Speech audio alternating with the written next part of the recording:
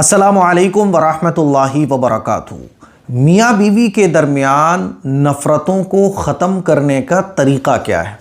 मियाँ बीवी के दरमियान, हस्बैंड वाइफ के दरमियान लड़ाई झगड़े बहुत होते हैं। नफ़रतें हर दिन गुज़रने के साथ बढ़ती ही चली जा रही हैं। इसका हल क्या है? कौन सा ऐसा तरीक़ा आज़माया जाए? कौन सा ऐसा अमल किया जाए? ये सवालात बहुत पूछे जाते हैं। बीवी अपने शौहर से खुश नहीं, शौहर अपनी बीवी से खुश नहीं। और आजकल के माहौल में तो हर घर की ये कहानी है कि शादी के बाद जो सुकून हमें हासिल होना चाहिए था वो सुकून हमें हासिल नहीं हो पा रहा है। आज मैं आपको कुछ ऐसे मसनून काम बताने जा रहा हूँ जिसके करने से बीवी के दिल में शौहर की मोहब्बत, शौहर के दिल में बीवी की मोहब्बत पैदा हो जाएगी।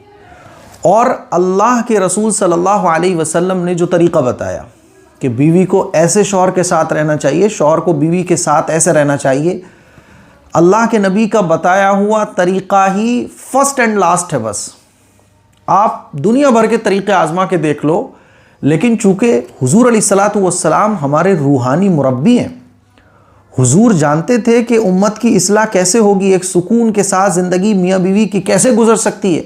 इसीलिए आप अलैहिस्सलातु वस्सलाम ने जहाँ तालीम दी सुकून के साथ ज़िंदगी गुजारने की, वहीं अमली तौर पर इसको करके भी दिखाया।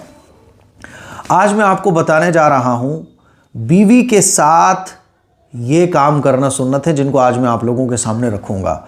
यानी शौहर को ये काम करना चाहिए। मिसाल के तौर पे किसी की बीवी ख़राब है तो शौहर को ये काम करना चाहिए। हो सकता है कि ये मसनून 10 काम सुनने के बाद शौहर कहने लगे, अरे मुफ्ती साहब मेरी बीवी तो इसके लायक ही नहीं है, और इतनी ख़राब मेरी बीवी है कि मैं ये काम तो कर ही नहीं सकता। तो भाई याद रखो, बीमारी होती है ना, तो उस बीमारी की तकलीफ़ इतनी ज़्यादा होती है कि आदमी कड़वी दवाइयाँ, इंजेक्शन, एक्सरे, रिपोर्ट्स, जांचें वगैरह सब करा लेता है। तो दवा खाने का किसी का शौक़ नहीं होता, वो दवा मजबूरी में खाई जाती है ताकि वो बीमारी ख़त्म हो जाए जो मेरी बॉडी में लगी हुई है। तो मियाँ बीवी जो है ना, ये दो जिस्म एक जान हुआ करते हैं। अगर बीवी के बारे में आपके दिल में नफ़रत बढ़ती चली जा रही है, बीवी ख़राब है, आपको लगता है बीवी बहुत ख़तरनाक है, बहुत बेकार है, सुकून इसने ख़राब करके रख दिया है, पूरे घर को जहन्नम बना दिया है, तो आपका दिल चाहे ना चाहे, चाहे आपको मजबूरी में ये काम करना पड़े, लेकिन ये मसनून काम जो रसूलुल्लाह सल्लल्लाहु अलैहि वसल्लम की लाइफ से हमें मिलते हैं, इनको करके ही हम अपनी ज़िंदगी को सुकून वाला बना सकते हैं। तो आज तो मैं ये 10 काम बताने जा रहा हूँ शौहरों के लिए। यानी शौहर हजरात को, मर्द हजरात को, अगर उनकी बीवी ख़राब है तो ये 10 काम करना चाहिए। इंशाअल्लाह इन मसनून कामों की बरकत से आपका घर जन्नत का बाग बन जाएगा। धीरे धीरे बनेगा, ठीक है, लेकिन बन जाएगा इंशाअल्लाह। और कल की वीडियो में मैं बताऊंगा कि अगर किसी का शौहर ख़राब है तो बीवी को क्या करना चाहिए। और जो मैं काम बताऊंगा हो सकता है बीवियों को अच्छे न लगे कि अरे हमारा शौहर तो इतना ख़राब है, वो इसके काबिल ही नहीं है। तो मैंने शुरू में ही कह दिया कि जैसे हम दवा खाते हैं, दवा खाने का दिल किसी का नहीं करता, लेकिन उस बीमारी को ख़त्म करने के लिए हम दवा खाते हैं। अल्लाह के नबी सल्लल्लाहु अलैहि वसल्लम ने जो तरीक़े बताए हैं, ये हमारे रिश्तों को सुधारने की दवा है, हमारे बीच की नफ़रतों को ख़त्म करने के लिए तरीक़ा है। जो हमारी रूहानी बीमारियां हैं, घर घर में फूट, घर घर में लड़ाई झगड़े, घर घर में नाइत्तफ़ाक़ियाँ, नाचाकियाँ, दिल टूटे हुए हैं, दिल एक दूसरे से दुखे हुए हैं, नफ़रतें बढ़ती चली जा रही हैं, तो उसका हल है, ये उसका इलाज है। तो आइए जानते हैं कि शौहरों को अपनी ख़राब बीवियों को सुधारने के लिए क्या करना चाहिए। पहला काम, बीवी को सलाम करना। सलाम करने की आदत बना लीजिए। मैंने एक वाक़या बहुत पहले सुनाया था कि सलाम की बरकत से मियाँ बीवी के दरमियान तलाक़ होने से बच गई थी। 2 मियाँ बीवी थे, उन दोनों के दरमियान, मियाँ बीवी के दरमियान इतनी नफ़रतें बढ़ गईं कि दोनों ने तलाक़ लेने का फ़ैसला कर लिया। और ये दोनों जिनसे बैत थे, जिन बुज़ुर्ग से उनके पास गए, कहने लगे कि हज़रत हम दोनों अब साथ नहीं रह सकते, नफ़रतें बहुत हो गई, अब हम डिवोर्स लेना चाहते हैं। तो बुज़ुर्ग ने कहा कि अच्छा ठीक है, लेकिन 40 दिन एक अमल कर लो, बस 40 दिन डिवोर्स मत लो, 40 दिन के बाद डिवोर्स ले लेना। कि क्या अमल करना है? कि रहना तुम लोगों को घर में अलग अलग ही है, अलग अलग कमरों में, एक दूसरे से बात नहीं करनी, कुछ नहीं करना, लेकिन बस जब सामने हो जाए तो सलाम करना है बस। ये दोनों ठीक है, इतनी सी बात है। 40 दिन के बाद आते हैं। सलाम करने की बरकत से इनके दिलों की नफ़रतें ख़त्म हो गई। 40 दिन के बाद ये वापस ही नहीं आए हज़रत के पास।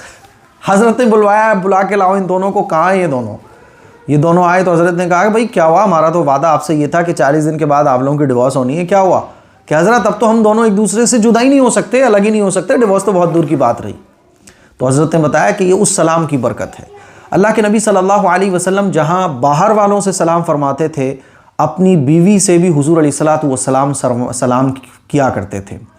आप अलैहिस्सलातु वस्सलाम जब अपनी बीवियों के पास जाते तो सलाम करते, अस्सलामु अलैकुम, अस्सलामु अलैकुम। तो ठीक है, आपका दिल नहीं चाहेगा, आप बोलोगे यार मुफ्ती साहब मुझे तो उसकी शक्ल ख़राब लगती है, मुझे नहीं मन करता उससे बात करने का।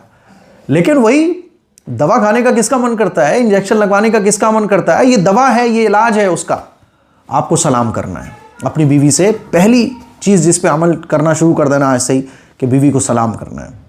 मैं आपको गारंटी से बता रहा हूँ कि आपकी बीवी ठीक हो जाएगी। दूसरा काम, बीवी का प्यार का नाम रखना।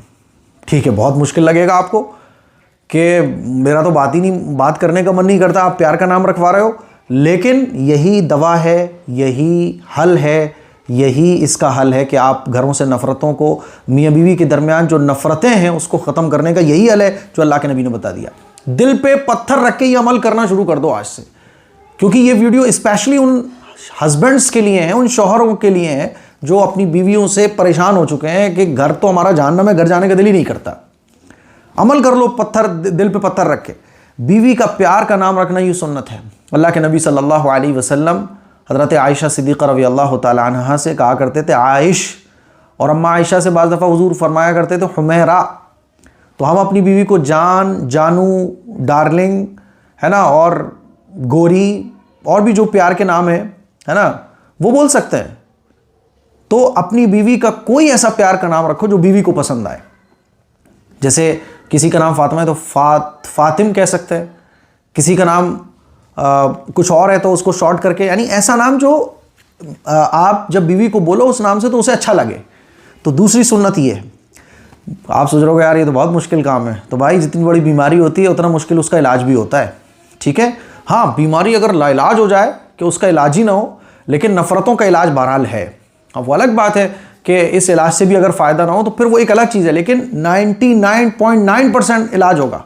क्योंकि सहाबा इकराम के ज़माने में अगर आप देखें तो सहाबा इकराम इसी अमल को किया करते थे, तो उनकी बीवी के दरमियान इत्तेफाक ना इत्तेफाकियाँ पैदा ही नहीं होती थी, नफ़रतें होती नहीं थी, इल्ला माशाल्लाह इक्का दुक्का वाक़यात।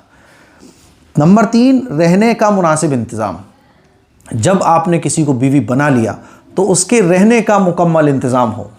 यानी ऐसा ना हो कि मिक्स फैमिली है, अम्मी अब्बू भी आपके साथ रह रहे हैं, लेकिन बीवी का कोई अलग रहने का इंतज़ाम नहीं है, यानी वही एक ही कमरा है, उसी में सब रहते आ रहे हैं। तो ऐसा नहीं होना चाहिए। बीवी का चाहे एक छोटा सा कमरा हो, लेकिन एक रहने का इंतज़ाम आप उसको ऐसा दो जिसमें सिर्फ उसकी हुकूमत हो, किसी और की उसमें दखल अंदाजी ना हो, किसी और का उसमें इंटरफेयर ना हो। चाहे वो किचन हो, बाथरूम हो, चाहे उसका रूम हो, कम से कम रूम जिसमें वो अपनी चीज़ों को अलग रख सके, ये बहुत ज़रूरी है। अक्सर घरों में झगड़े इसी बात के हैं कि शादी के बाद सास इंटरफेयर कर रही है रूम में, अलमारी में सास का इंटरफेयर है और ससुराल वालों का इंटरफेयर है, शौहर कोई तवज्जो नहीं दे रहा है। तो तीसरा काम आपको करना है रहने का मुनासिब इंतज़ाम। चौथा काम जो शौहरों को करना चाहिए वो ये कि बीवी के लिए मुनासिब खर्च आप महीने में, 1.5 महीने में, 15 दिन में कुछ ना कुछ अमाउंट बीवी को खर्च करने को दो कि जाने मन ये तुम्हारे लिए है, मेरी जान ये तुम्हारे लिए, ऐसे ही मोहब्बत के साथ। ठीक है, वो आपको नहीं पसंद आ रहा होगा, लेकिन ये इलाज है, यही इलाज है बस कि ये तुम्हारे लिए है, मेरी जान ये तुम्हारे लिए है, इतने रुपए जो चाहो वो करो, ये तुम इसका खर्च करो, अपने कपड़े लेके आओ। तो उसके लिए मुनासिब खर्च, यह खर्चा आपने दे दिया, कपड़े भी ला के दे दिए, कभी कभी कुछ और ला के दे दिया, तो गिफ्ट भी कह सकते हैं आप इसको, और मुनासिब खर्च आप बीवी को दो अपनी हैसियत के मुताबिक, हैसियत से बढ़कर भी नहीं और हैसियत से कम भी नहीं। 5वां जो मसनून अमल है वो है मोहब्बत का इजहार। अच्छा, बीवी के लिए मुनासिब खर्च, आप अलैहिस्सलातु वस्सलाम अपनी बीवियों को मुनासिब खर्च दिया करते थे, उनके खर्चे का इंतज़ाम फरमाया करते थे। 5वीं जो सुन्नत है वो है मोहब्बत का इजहार। मोहब्बत का इजहार होना चाहिए। आप अलैहिस्सलातु वस्सलाम अपनी बीवियों से मोहब्बत का इजहार फरमाते थे। हज़रत आयशा सिद्दीक़ा रज़ी अल्लाह तआला अन्हा से मोहब्बत का इज़हार फरमाते, और कैसे फरमाते कि बाज़ दफ़ा जिस जगह से अम्मा आयशा सिद्दीक़ा रज़ी अल्लाह तआला अन्हा पानी पिया करती थी, उसी जगह से हुजूर पानी पिया करते थे, और ये इसलिए किया करते थे ताकि बीवी से मोहब्बत का इजहार हो। तो बीवी से मोहब्बत का इजहार ये बहुत होना चाहिए। आप ठीक है, आपकी बीवी जैसी भी है, नहीं आपको पसंद है, लेकिन अब उसी के साथ रहना है तो मोहब्बत का इजहार कीजिए। मोहब्बत का इजहार ये नफ़रतों को ख़त्म करता है। ठीक है। छठा अमल है अच्छा बर्ताव। ये पूरी लिस्ट बना के रख लीजिए, इस पे अमल करना शुरू करना है। पहले दिन मुकम्मल अमल नहीं हो पाएगा, लेकिन इस पे काम करना है। तो इंशाल्लाह धीरे जैसे जैसे आप इस पे मजबूती से काम करोगे, नफ़रतें घर से बाहर निकलना शुरू हो जाएंगी। छठी सुन्नत है अच्छा बर्ताव। कुरान मजीद में अल्लाह ताला ने इसका हुक्म दिया, वाशिरूहुन्ना बिल मारूफ, कि अपनी बीवियों के साथ अच्छा सलूक करो, अच्छा मामला करो। अच्छा सलूक और अच्छा मामला, अल्लाह के नबी सल्लल्लाहु अलैहि वसल्लम ने फरमाया, तुम में सबसे बेहतरीन शख्स वो है जो अपने बीवी के लिए सबसे बेहतरीन हो, और मैं तुम में सबसे बेहतरीन अखलाक वाला अपनी बीवियों के लिए हूँ। तो अच्छा बर्ताव। बाज़ दफ़ा बीवी कड़वा बोल रही है, नज़रअंदाज। बाज़ दफ़ा बीवी चैंचे मैं कर रही है, नज़रअंदाज। ये अच्छे शौहर की निशानी है। सातवां काम है हक़ अदा करना, कि बीवी के जो हक़ है आपके ऊपर वो आप अदा कीजिए। हमारी प्रॉब्लम ये है, हर एक की ये प्रॉब्लम है कि हम अपना हक़ लेना तो चाहते हैं, लेकिन हमारे ऊपर जिनका हक़ है वो अदा नहीं करना चाहते। आज मियाँ बीवी के दरमियान यही तो खींचातानी है। शौहर कहता है कि मेरी बीवी ऐसा नहीं करती, वैसा नहीं करती, ये नहीं करती, वो नहीं करती। बीवी कह रही है मेरा शौहर ऐसा नहीं करता, वैसा नहीं करता, ये नहीं करता, वो नहीं करता। हालांकि शौहर की जिम्मेदारी क्या है कि भाई मेरे ऊपर जो हक़ है वो मैं अदा करूँ। तो हर शख्स अगर ये देखे कि मेरी जिम्मेदारी क्या है, मैं अगर बीवी के हक़ अदा कर रहा हूँ तो इस वजह से अदा नहीं कर रहा कि बदले में वो मेरे हक़ अदा, वो अदा करेगी वो जाने, मैं अपने हक़ अदा करूँगा, क्योंकि मुझे अल्लाह के यहाँ सवाल का जवाब देना है। अल्लाह मुझसे पूछेगा तू शौहर था, शौहर होने के तूने हक़ अदा किए? तो शौहर अपने हक़ अदा सिर्फ इसलिए करे क्योंकि उसको अल्लाह के यहाँ जवाब देना है। अल्लाह का खौफ ये बहुत ज़रूरी है। भाई मेरे ऊपर जो जिम्मेदारी है वही तो मैं अदा करूँगा। दुनिया दारुल इम्तिहान है। आप कुंवारे हो तब भी इम्तिहान में चल रहे हो, शादी हो गई तब भी इम्तिहान में चल रहे हो। तो आप अगर शौहर हो तो आपको ये देखना पड़ेगा कि आप शौहर होने के हक़ अदा कर रहे हो। इससे डजेंट मैटर, इससे कोई मतलब नहीं। नज़रअंदाज कर दीजिए उन चीज़ों को कि बीवी आपके हक़ अदा कर रही है कि नहीं कर रही है। समझ रहे हो? आप ये देखो कि आपके ऊपर जो हक़ है वो अदा होना चाहिए। बस सामने वाला धीरे धीरे खुद आपके हक़ अदा करना शुरू कर देगा। अपनी फ़िक्र करो बस। समझ रहे हो? शरीयत ने यही हुक्म दिया है। अल्लाह के नबी सल्लल्लाहु अलैहि वसल्लम बीवियों के हक़ अदा फरमाते थे। एक दिन यहाँ तक कि चीज़ों को भी हुजूर जब बांटते थे तो इंसाफ के साथ। समझ रहे हैं बात को? तो हक़ अदा करना। आठवां जो मसनून अमल है नफ़रतों को ख़त्म करने का और मोहब्बत बढ़ाने का, कि घर के काम काज में शौहर बीवियों का हाथ बटाएं। अल्लाह के नबी सल्लल्लाहु अलैहि वसल्लम के बारे में अम्मा आयशा सिद्दीक़ा रज़ी अल्लाह तआला अन्हा फरमाती हैं कि जब हुजूर घर में हुआ करते थे तो घर के कामकाज भी छोटे मोटे कर दिया करते थे। घर के कामकाज में हाथ बटा दिया करते थे। जब नमाज का वक्त होता तो नमाज़ पढ़ने चले जाते थे। आजकल तो अगर शौहर बीवी के काम काज में हाथ बटाए तो वो जोरू का ग़ुलाम समझा जाता है। बीवी का ग़ुलाम, देखो बीवी का ग़ुलाम बन गया है। तो घर में रहते हुए बीवी का हाथ बटाओ। बीवी आपके दरमियान कितनी नफ़रतें चल रही हैं। अभी आप गए घर में, कहने लगे लाओ बीवी आज मैं तुम्हारे साथ तुम्हारे घर के कामों में हाथ बटाता हूँ। पानी भर के दे दिया आपने, ये कर दिया, कोई सामान उठा के दे दिया। पानी पीने का मन हो रहा था, बीवी को आलस आ रहा था, आपने कहा कि कोई बात नहीं आप बैठो मैं पानी लेकर आता हूँ, कोई बात नहीं आज आप चाय बनाओ मैं चाय बनाता हूँ। बीवी कहेगी क्या हो गया भाई इसको, इसकी खोपड़ी में अचानक क्या हो गया, या अचानक से मोहब्बत का इजहार कैसे कर रहा है, कोई प्लानिंग तो नहीं कर रहा है। नफ़रतें ऑटोमेटिकली आपके घर से गेट आउट हो जाएंगी। समझ रहे हो मेरे भाई? तो घर के कामकाज में हाथ बटाना। और घर के आजकल तो शौहर ये समझते हैं कि ऑर्डर चलाना, जाओ खाना लेके आओ, मसाला कम है वो लेके आओ, ठंडा है गरम करके लाओ, और इसमें ये हो गया उड़ा के फेंक दिया। ज़्यादा गुस्से वाला होता है। बीवी बेचारी सहमी हुई है। हालांकि ऐसा बहुत कम होता है, आजकल तो बीवियाँ चढ़ कर रह रही हैं।